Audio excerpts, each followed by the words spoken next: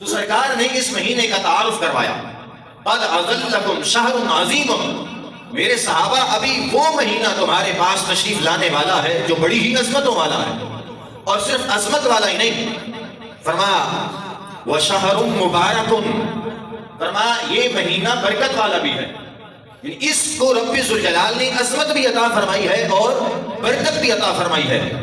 یہ تعارف کروانے کے بعد حضور علیہ السلام نے فرمایا اب اس کے اندر دو کام تمہیں کرنے ہوں گے۔ کون سے؟ فرمایا جعل اللہ صیامہ فریضۃ،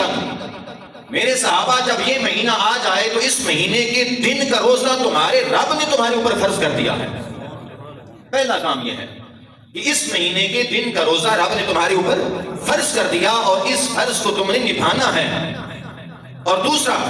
فرمایا وقیام لیلہ تطوعا، اس مہینے کی رات کو رب نے تمہارے لیے قیام کو تطوع، یعنی یہ عبادت تمہارے لیے نفلی قرار دی گئی ہے۔ فرمایا اگرچہ ایک فرض ہے اور دوسری نفلی عبادت ہے، مگر ایسا نہیں کہ نفلی عبادت کو ترک کر بیٹھو، صرف روزہ دن کا رکھ کے فرض کو ہی اختیار کر لو۔ فرمایا ایسا نہیں ہے، بلکہ حضور علیہ السلام نے ارشاد فرمایا من صام رمضان ایمانا واحتسابا غفر له ما تقدم من ذنبه، فرمایا جو بندہ ایمان کی حالت میں اور طلب ثواب کی نیت سے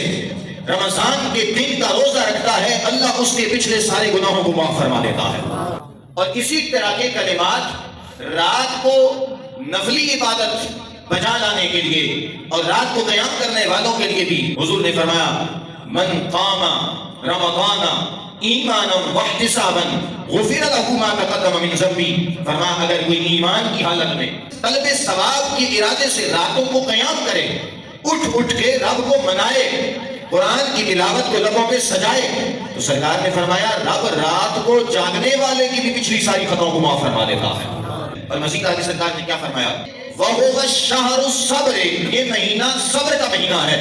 وَالصَّبْرُ ثَوَابُهُ الْجَنَّةُ، اور صبر کی جزا جنت ہے۔ اور آگے چل کے اللہ فرماتا ہے ان اللہ مع الصابرین،